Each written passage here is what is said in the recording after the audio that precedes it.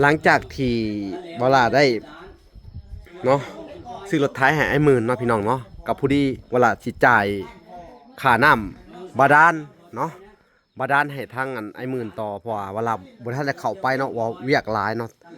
สิเข้าไปหาทางแม่ลูกหาน้ำแน่เนาะแล้วก็เพิ่นก็มาเอาอยู่เฮือนนะพี่น้องเนาะคุณเฮือนบลาเนาะอันนี้ก็เฮือนพี่น้องบลาเพิ่นก็เชิญขึ้นมาอันย่อเข้าไอ้หมื่นแน่แล้วก็อันให้ทางรถจอดนำมาด้านกินข้าวน้ำแหนมื้อนี้เนาะอันนี้ก็เป็นเฮือนนั่นพี่น้องเนาะวลาพุ่นกระต๊อบวลาเนาะพี่น้องเนาะพุ่นเฮือนวลาอันนี้ก็สิมาจ่ายค่าน้ำค่านะไอ้ซุปเปอร์ก่อนนะพี่น้องเนาะผู้นี้ก็ให้ไอ้หมื่นมากินข้าวอยู่เฮือนเนาะเพื่อเพิ่นสิออกเมื่อบ้านเนาะเอาเวลาก็สิได้จ่ายค่าน้ำบาดาลให้เขาเลยเนาะพี่น้องเอ้ยบาทนี่เนาะพี่น้องเอ้ยตัดภาพมันอยู่ทางไอ้หมื่นเนาะสบายดีไอ้หมื่นสบายดีสั่งน้ำบาดาลเนาะคือว่าทางวลาก็สิสอบถามเรื่องน้ำเด้อเรื่องน้ำบาดาลเนาะถือว่าเสร็จสมบูรณ์เนาะแมน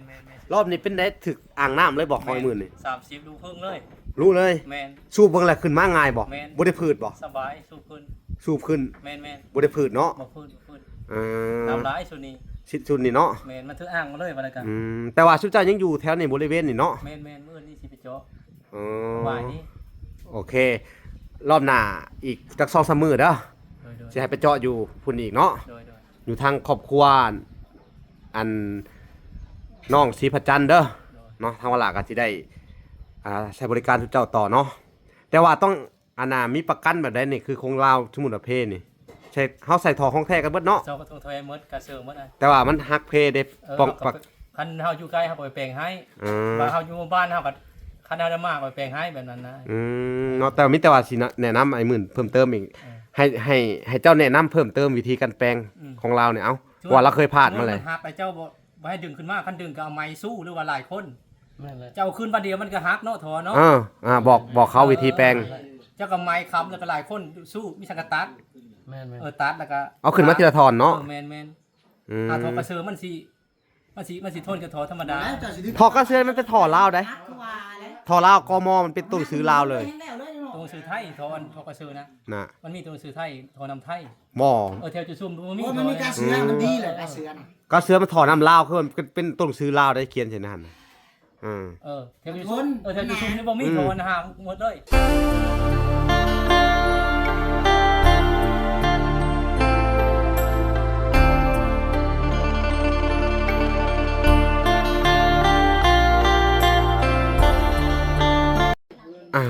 โอเคพี่น้องเอ้ยเนาะกัดสบายดีพ่อแม่พี่น้องเนาะเบิดสู่คู่สู่คนเนาะพี่น้องกันยินดีเข้าสู่ช่อง YouTube บ่ละสายบุญคุณธรรมเนาะคือเก่าเส้นเคยพี่น้องเอ้ยทักทายสบายดี FC ทางฝั่งไทยและ FC ทางฝั่งลาวและ FC ทางต่างประเทศเนาะที่รับชมบ่ละอยู่เนาะหลังจากที่บ่ละได้เนาะซื้อรถไถให้ไอ้หมื่นเนาะพี่น้องเนาะกับผู้ที่บ่ละสิจ่ายค่าน้ำบาดาลเนาะบาดาลให้ทางไอ้หมื่นต่อเพราะว่าเวลาบ่ทันได้เข้าไปเนาะว่าเวียกหลายเนาะสิเข้าไปหาทางแม่ลูกหาน้ำแน่เนาะแล้วก็เพิ่นก็มาเอาอยู่เฮือนนะพี่น้องเนาะคุณเฮือนวลาเนาะอันนี้ก็เฮือนพี่น้องวลาเพิ่นก็เชิญขึ้นมาย่อเข้าไอ้หมื่นแน่แล้วก็ให้ทางรถจอดนำมาด้านกินข้าวน้ำแน่มื้อนี้เนาะอันนี้ก็เป็นเฮือนนั่นพี่น้องเนาะวลาพุ่นกระต๊อบวลาเนาะพี่น้องเนาะพุ่นเฮือนวลาอันนี้ก็สิมาจ่ายค่าน้ำค่าไอ้ซุปเปอร์ก่อนนะพี่น้องเนาะผู้นี้ก็ให้ไอ้หมื่นมากินข้าวอยู่เฮือนเนาะเพื่อเพิ่นสิออกเมื่อบ้านเนาะเอาเวลาก็สิได้จ่ายค่าน้ำบาดาลให้เขาเลยเนาะพี่น้องเอ้ยบาทนี่เนาะเวลาสิขึ้นไปทางเฮือนเนาะพี่น้องเอ้ยตัดภาพมันอยู่ทางไอ้หมื่นเนาะสบายดีไอ้หมื่นสบายดีสั่งน้ำบาดาลเนาะคือว่าทางวลาก็สิสอบถามเรื่องน้ำเด้อเรื่องน้ำบาดาลเนาะถือว่าเสร็จสมบูรณ์เนาะรอบนี้เป็นได้ถึกอ่างน้ำเลยบอกคอยหมื่นนี่30ดูเพิ่งเลยรู้เลยสูบเบิ่งแหละขึ้นมาง่ายบ่บ่ได้พืชบ่สบายสู้ขึ้นแม่นบ่ได้พืชเนาะบ่พื้นน้ำร้ายสุดนี้ชุดนี่เนาะแม่นมันถืออ่างมาเลยว่าแล้วกันแต่ว่าชุดเจ้ายังอยู่แถวในบริเวณนี่เนาะแม่นมื้อนี้สิไปเจาะบ่ายนี้โอเครอบหน้าอีกจัก2-3มื้อเด้อสิให้ไปเจาะอยู่พุ่นอีกเนาะอยู่ทางครอบครัวอัน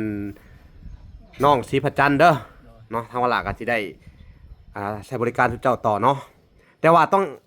มีประกันแบบใดนี่คือของลาวสมุนเพนี่ใช่เฮาใส่ทอของแท้กันเบิดเนาะ เซาก็ต้องถอยหมดกระเซิงหมดอ่ะ แต่ว่ามันฮักเพเด้ป้องปัก คันเฮาอยู่ใกล้เฮาก็ไปแปลงให้ ม ว่าเฮาอยู่หมู่บ้านเฮาก็คันเฮาได้มากก็ไปแปลงให้แบบนั้นนะ เนาะแต่มีแต่ว่าสิแนะนำไอ้หมื่นเพิ่มเติมอีกให้เจ้าแนะนำเพิ่มเติมวิธีการแปลงของเราเนี่ยว่าเราเคยผ่านมาเลย หักไปเจ้าบ่ให้ดึงขึ้นมาคันดึงก็เอาไม้สู้หรือว่าหลายคน นั่นแหละ เจ้าขึ้นบัดเดียวมันก็หักเนาะทอเนาะ บอกเขาวิธีแปลง เจ้าก็ไม้ค้ำแล้วก็หลายคนสู้มีสังกตัด แม่น ตัดแล้วก็ เอาขึ้นมาทีละทอนเนาะ แม่น อืม ทอกระเซอมันสิทนกับทอธรรมดา แล้วเจ้าสิดึง ทอกระเสือมันเป็นทอลาวได้ ฮักคือว่าแล้ว ทอลาวกมมันเป็นตัวซื้อลาวเลย แล้วเลยเนาะ ตัวสื่อไทยทอกระเซอนะ น่ะ มันมีตัวสื่อไทยทอนำไทย บ่ แถวจุซุ่มมันมี โอ้มันมีการเสือมันดีเลยการเสือน่ะ กระเสือมันทอน้ำลาวคือมันเป็นตัวซื้อลาวได้เขียนเช่นนั้นแถวจุซุ่มนี่บ่มีทอนหาหมดเลยมีแต่เขตพระล้าน นะ การเสือดีแล้วอยู่พุ่นเขาก็มีแต่ใส่อยู่ในเมืองเขามีแต่ใส่การเสือ สมมุติครับเจ้าท่าช้างหรือว่าคันวีผู้เป็นกันดึงขึ้นมากก็หาไม้มามาค้ำเอาแล้วก็ตัด มันบาน ตัด เนาะ เอาดึงขึ้นมาดึงเรื่อยๆมันก็หักนะโถนะ บ่แต่ส่วนหลายมันฮักอยู่หลุมได้หาสิเฮ็ดได้ หักอยู่ลุม เฮาอยากได้แปะอันฟอยมันน่ะ ฟอยอยู่ลุมบ่เอาดึงขึ้นมาเป็นก็ได้ เฮาต้องถอดใหญ่บ่ แม่น บ่ทอไหนมันดึงทอน้อยเลย ดึงทอน้อยดึงทอน้อยขึ้นมา ต่อลงไหม แล้วก็ตอน บ่มันฮักอยู่หลุมแล้วเฮาไปเอาถอน้อยขึ้นบ่ได้หั่นน่ะกรณีนี่ฮะ มันหักอยู่ลุมเนาะ มันฮักอยู่หลุมเฮาอยากได้อันฟอยมันหั่นเด้ นั่นได้ใหม่อันนั้นอีกใหม่ หาสิ คันทอน้อยตกมันสิเอาขึ้นบ่ได้ ฮะ คันทอน้อยตกส่วนทอใหญ่มันคือเอาขึ้นบ่ได้ บ่ คันทอใหญ่ทอใหญ่ตกแล้วเฮาสิเสียมเอาได้แบบ อ๋ นั้น แต่ว่าปัญหาคืออันน่ะส่วนหลายมันฮักอยู่กลางหั่นน่ะคือเป็นสิอย่างว่าอยากคือเราเฮ็ดนี่ คือเขาดึงขึ้นมาเห็นฮักมันตกลง ตกลง บ่ตกคือหมายความว่าทอสูบน่ะฮักแล้วเหลือแต่ทอนหนึงอยู่ทางหนึงบ่ทอหลุมถ้าจะเอาขึ้นมาจังได๋มัน เฮาสิขยิกเข้ามา อ๋อขยับ เจ้าทอใหญ่ อ๋อ เจ้าทอใหญ่นี่ก็เฮาก็ซักขึ้นมามันก็ครึ่งตาน้ำ แล้วบัดนี้กรณีของเรานี่เราเฮ็ดมาซั่นแล้วนี่แต่ว่าทอใหญ่หลุดลงไปอยู่นี่เนี่ย ทอใหญ่ลงไปเนาะ แล้วไปเอาไม้ไปต่อมา เฮาทอก็เฮาเสียมไม้คันบ่เฮ็ดเป็นนะเพิ่นเฮ็ดบ่ได้ คือนี่แหละเราผิดพลาดตัวนี้แหละว่าเขาโยมนั่นแหละยกเขาโยมลูบมือลงไปเลย โอ้บ่ได้เหมือนกันเฮาต้องเอาทอแล้วก็เอาเสือก ต้องมัดเชือกมัน มัน บ่ เสือกกันซุบลงไปมันจันก็ดึงขึ้นมา อ๋อบ่กรณีที่ว่าขโยมเนี่ยเขาต้องมัดเชือกก่อนจะกันถอลงไปเนาะกันถอหลุดลงไป เสือกกับคันทอดีมันสิบ่นั้นมันสิบ่ฮัก อืม คันทอแล้วทอโอเคมันฮักมันหนักน้ำเด้ อันนี้ก็คือวิธีเฮ็ดเด้อเนาะแนะนำเพิ่มเติมเนาะ มันทอน้อยจะฮักเจ้าก็จับทอก็ขยุกคอยขยุกให้ คือหมายความว่าถอดเจ้านี่จะต้อง เ มัดเสื้อก็ได้เจ้าจะสิขยกเนาะเพื่อเจ้าเมื่อล่าแล้วมันก็หลุดลงไปคือมื้อนั้นมันบ่แหละ แม่น ขยุกมันสิดันขึ้นมาแล้วทอน้อยนะ อ๋อ ก็น่าจะไปจับอาหารเลยก็ ได้ถือวิธีอยู่บ่ถือคือรุด แต่ อ่ะ ทอมันเนาะ ว่าเหมือน เอาเฮ็ดแล้วแบบนั้นเขาขยับก็ได้ แล้ว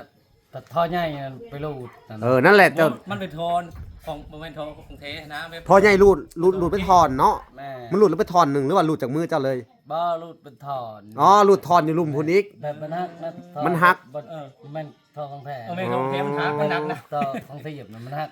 บัดนี้กรณีน่ะก็เลยต่อไม้ลงไปเอาบัดเนาะ แม่นต่อไม่ก็ ไม่หลุดลงไปอีก2ถอน ไม่รู้ ไม่รูดอีก ปอ โอ้ได้ไม่ ค ได้ วาม ไม่ ช่วย ได้ไม่เขาก็ย่อมมันจะโทรได้ย่อม แม่น เนาะอันนี้ก็คือวิธีการแนะนำเนาะแต่ว่าคือทางวลาก็ยังบ่ทันได้เข้าไปเบิ่งสถานการณ์น้ำตัวจริงเนาะพี่น้องเนาะก็ตอนนี้ก็สิได้มอบเพราะว่าทางสร้างมันก็จะได้เงินแน่เจาะน้ำแล้วก็ต้องจ่ายเงินเนาะ แม่นแหละ ทางไอ้หมื่นกับผู้ที่ได้โอกาสเนาะออกมาซื้อรถไถเนาะเป็นได้รถไถได้ถึกใจขนาด ถึงใจ เนาะ แม่นแหละ มีแต่ว่า2อย่างนี่เด้อแนะนำเนาะ แม่นแหละ แนะนำเจ้าดูแลมันเด้อสำราคาของเด้ออย่าเฮ็ดละละรวมเด้อบัดนี้เด้อ แม่นแหละ มีแต่ถ้าว่ามันน้ำเพถ้าเป็นไปได้ก็ขออยากให้เขียนเบอร์ไว้ แม่น เขียนเบอร์เราไว้เด้อเอาเบอร์เราไว้จะโทรหาโดยตรงก็ได้ แม่น ให้มันถ้ามันนักหนากับเพิ่นก็มีประกันอยู่แล้วซ่อมให้เนาะซ่อมให้ฟรีบ่หรือได พี่ก็ได้ ฟรีเนาะ เข้ามาทักตามปีนี้นะ ดำปีเนาะคำ2-3 ปีไปแล้วเบิดโปรประมาณนี้เนาะ เจ้าไปเจอซีดีอยู่เนาะ ว้าวแล้ว ฉะนั้นจะเอาเบอร์เราไว้เด้อมีหยังมาโทรหาเราโดยตรงเนาะ แม่นแหละ เพอเวลาก็เวียกหลายเด้อ ไม่เอาก็มีแหละเบอร์ เบอร์แหละเนาะมีหยังโทรหาเราเนาะแต่บัดนี้สิจ่ายเงินเด้อสิจ่ายเงินเพราะว่าทางเวลาก็สิได้เข้าไปเบิ่งอีกพังเบิ่งมื้ออื่นเนาะมื้อหรือมื้อฮื้อจะได้เข้าไปเบิ่งน้ำตัวจริงเนาะแล้วก็สิได้จ่ายก่อนทั้งหมดเฮาเว้ากัน4.5 ล้านเนาะ4.5 ล้านแต่ว่าค่าอันนั้นเด้อมีค่าลากแก่ของอันลูกหลานเจ้ามันบ่เพิ่นมาซอยเจ้าเนาะสิให้500,000เนาะค่าน้ำมูกน้ำมันเนาะเด้อทั้งเบิด5 ล้านบาทนี่เด้อและล้าน5นะเฮาแบ่งเอาไปซื้อรถไถให้เจ้าเลยเด้อเนาะอันนี้ก็เป็นเงินอ้ายเพิ่นอยู่ทางอันนั้นเด้ออ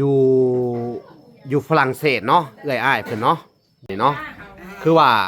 ทางผู้ใหญ่เพิ่นก็ส่งรูปมาให้เบิ่งเนาะให้เบิ่งเฮาก็ทางว่าล่ะก็เอาให้เบิ่งแล้วล่ะเป็นจังไดเห็นอยู่บ่อยู่ทางอันฝรั่งบ่ได้เพิ่นเป็นไปได้เพิ่นหน้าตางามอยู่เนาะ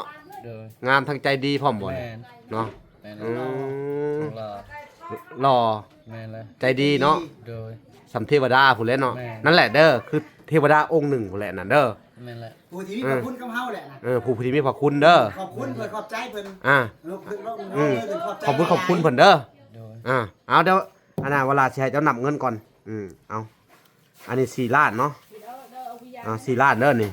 นับเงินให้อันน่ะสั่งน้ำเอา4 ล้าน5เนาะนั่น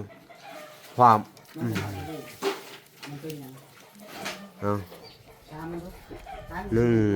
2 3 4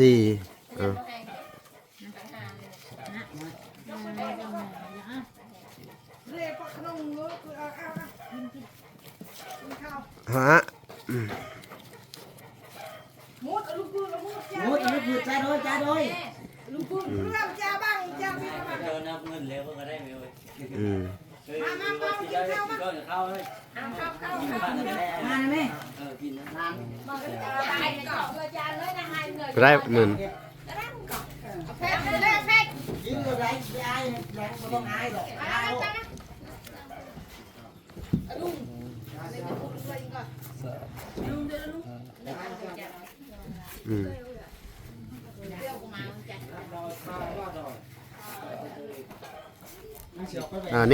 นี่เอามาบาทนี่4 ล้านเนาะ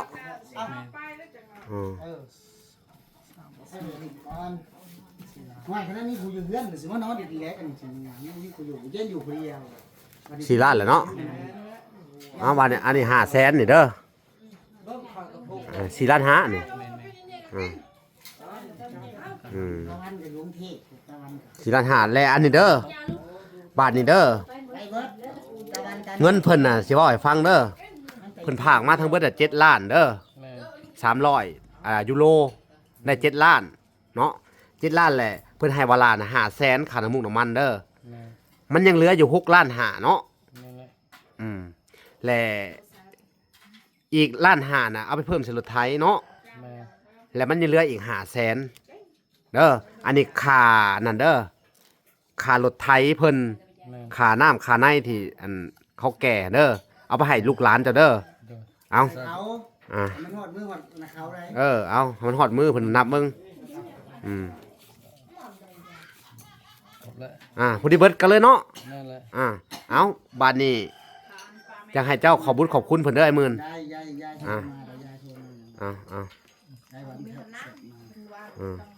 ขอบคุณเพิ่นบัดนี้อ้ายเอื้อยอยู่อเมริกาอายุขอโทษนำอยู่ฝรั่งเศสเด้อขอบคุณที่อายุฝรั่งเศสให้อยู่ดีมีแฮงทั้งแม่ตู้และให้อยู่ดีมีแฮงให้อายุมันยืนสาธุโอเคเนาะก็ถือว่าเว้าบ่เก่งเนาะเอาพี่น้องเอ้ยทางวะละก็สิได้รับประทานอาหารกินข้าวอันน่ะ